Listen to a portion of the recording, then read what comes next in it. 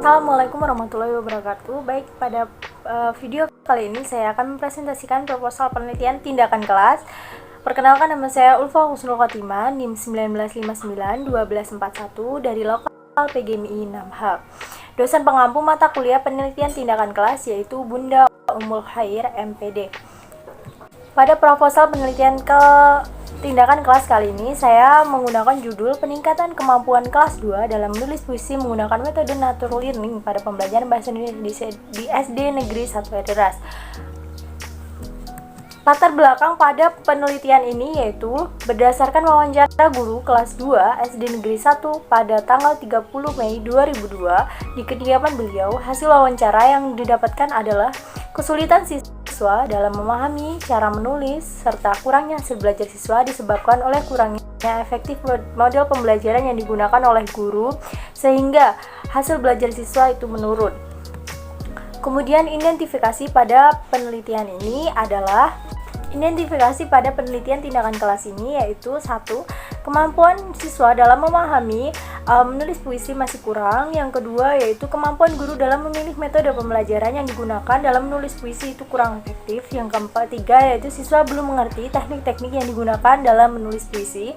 Kemudian yang keempat, siswa kurang memperhatikan pembelajaran dalam menulisan puisi di dalam kelas. Kemudian yang kelima, kemampuan siswa dalam mengarang, menganalisis, menalar kurang memadai dikarenakan siswa seperti yang kita ketahui siswa masih duduk di bangku kelas rendah. Kemudian yang selanjutnya yaitu rumusan masalah. Berdasarkan latar belakang di atas dapat dirumuskan masalah sebagai berikut.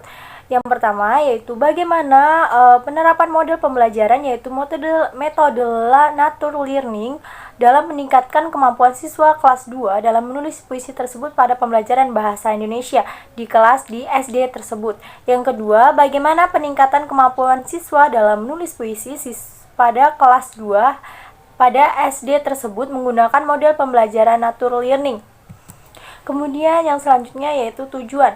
Dari rumusan masalah di atas, maka dapat ditentukan tujuan penelitian adalah sebagai berikut. Yang pertama, penelitian ini bertujuan untuk mengetahui penerapan model pembelajaran natural learning dalam meningkatkan kemampuan siswa kelas 2 dalam menulis puisi pada pembelajaran bahasa Indonesia. Yang kedua, yaitu untuk mengetahui bagaimana peningkatan kemampuan siswa dalam menulis puisi setelah menggunakan model pembelajaran metode natural learning. Kemudian yang selanjutnya, manfaat penelitian pada proposal penelitian tindakan kelas ini. Manfaat penelitian itu dibagi menjadi dua, yaitu manfaat teoritis dan manfaat praktis. Untuk manfaat teoritisnya adalah secara teoritis penelitian ini menjelaskan secara detail dan merinci mengenai penerapan model pembelajaran natural learning untuk meningkatkan kemampuan siswa dalam menulis puisi di kelas 2. Kemudian yang kedua, secara teoritis manfaat penelitian ini untuk memberikan ide kreatif dalam menggunakan model pembelajaran natural learning. Kemudian manfaat praktis. Manfaat praktis bagi siswa yang pertama dapat meningkatkan kemampuan menulis puisi pada pembelajaran bahasa Indonesia siswa kelas 2.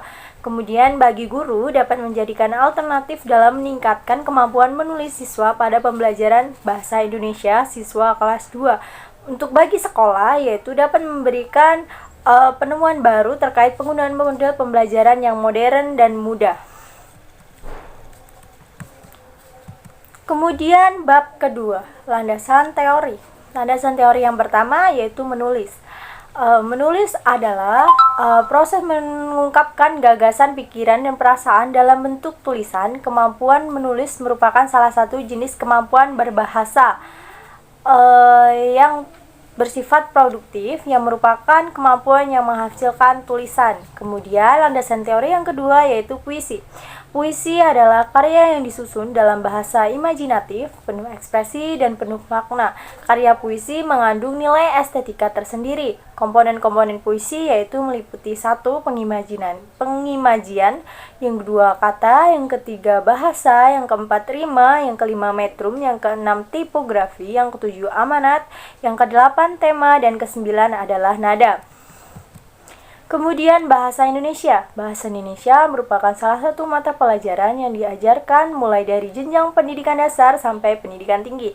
Pada pendidikan dasar, yaitu tepatnya pada kelas 2, mata pelajaran bahasa Indonesia ini bertema hiburan, materi puisi diharapkan mampu mencapai kompetensi yaitu 1. Mendengarkan, berbicara, membaca, dan menulis. Kemudian yang selanjutnya model pembelajaran natural learning. Metode natural learning adalah suatu metode pembelajaran kooperatif yang melibatkan siswa melakukan aktivitas di luar kelas. Artinya di alam atau lingkungan sekitar siswa menjadi sebuah motivator siswa dalam mengungkapkan ide-ide pikirannya dalam pembelajaran menulis puisi. Kemudian alam dapat digunakan sebagai metode pembelajaran nyata yang menarik dan membuat siswa sehingga siswa berkeinginan untuk menuangkan ide yang ada pada dirinya sehingga tujuan pembelajaran yang diharapkan akan mudah tercapai. Berikut ini adalah contoh bagaimana penerapan metode natural learning. Gambar yang pertama yaitu siswa tersebut dapat memperhatikan lingkungan sekitar seperti lingkungan bermain tersebut sehingga memungkinkan siswa akan menuangkan ide kreatifnya menjadi sebuah puisi. Gambar yang kedua yaitu gambar ketika siswa tersebut berada di lingkungan perkebunan sehingga siswa tersebut dapat menuangkan idenya untuk membuat puisi bertema berkebun atau tanaman atau buah atau pohon. Kemudian yang ketiga yaitu gambar di kebun binatang. Ini termasuk ke metode karya wisata, tapi di sini saya menggunakan metode natural learning. Jadi ketika siswa berada di luar ruangan, seperti contohnya adalah kebun binatang, maka siswa tersebut dapat menuangkan, berimajinasi bahwa seakan-akan ia menikmati keindahan kebun binatang tersebut, baik berupa lingkungannya maupun berupa hewan-hewan yang ada di kebun binatang tersebut. Maka siswa tersebut bisa membuat sebuah puisi. Kemudian yang selanjutnya yang terakhir yaitu siswa berada di luar lingkungan bersama teman-temannya. Di situ guru bisa menjelaskan secara rinci bagaimana cara membuat puisi, bagaimana cara kita menuangkan ide kreatif, berimajinasi, kemudian cara kita menuangkan ide yang baik dan bermanfaat sehingga bisa dijadikan sebuah tulisan yang bernama puisi. Kemudian bab 3 yaitu metode penelitian. Metode penelitian yang saya gunakan adalah penelitian tindakan kelas atau PTK. Menurut Igak Wardahani tahun 2011, penelitian tindakan kelas adalah penelitian yang dilakukan oleh guru di dalam kelasnya sendiri melalui refleksi diri dengan tujuan untuk memperbaiki kinerjanya sebagai guru, sehingga hasil belajar siswa itu semakin meningkat. Desain penelitian. Desain yang saya gunakan dalam penelitian ini adalah model, desain, Chemis, dan McTaggart. Masing-masing siklus terdiri dari tahapan 1 perencanaan atau plan, yang kedua pelaksanaan, pengamatan, X dan observer, dan refleksi atau reflect. Tahapan tersebut berlangsung secara berulang sampai tujuan penelitian tersebut tercapai. Berikut ini adalah gambar desain penelitian menurut Chemis dan McTaggart. Kemudian lokasi penelitian saya gunakan yaitu di SD Negeri 1. Subjek penelitian yang saya gunakan yaitu siswa kelas 2 dengan keterangan jumlah siswa 24 orang siswa, jumlah siswa laki-laki adalah 10 orang dan siswa perempuan adalah 14 orang. Instrumen penelitian yang saya gunakan dalam penelitian ini adalah yang pertama penelitian lembar observasi siswa.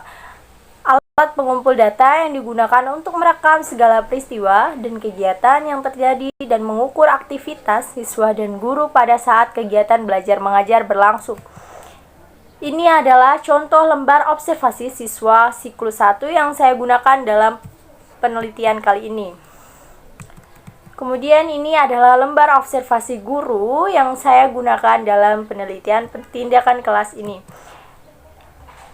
Kemudian yang selanjutnya adalah tes tertulis. Tes tertulis ini adalah tes yang soal-soalnya harus dijawab oleh peserta didik. Penulisan tes tertulis merupakan kegiatan yang paling penting dalam menyiapkan bahan ujian. Untuk saat ini, peneliti saya menggunakan tes objektif. Yang selanjutnya adalah dokumentasi. Dokumentasi adalah laporan tertulis yang berupa dokumen-dokumen resmi, foto mengenai peristiwa yang isinya memberikan penjelasan atau gambaran suatu peristiwa.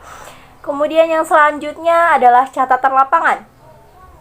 Catatan lapangan adalah catatan tertulis tentang apa yang didengar, dilihat, dialami, dan dipikirkan dalam rangka mengumpulkan data dan refleksi terhadap data dalam penelitian. Ini adalah contoh lembar pencatatan lapangan yang saya gunakan pada penelitian tindakan kelas kali ini.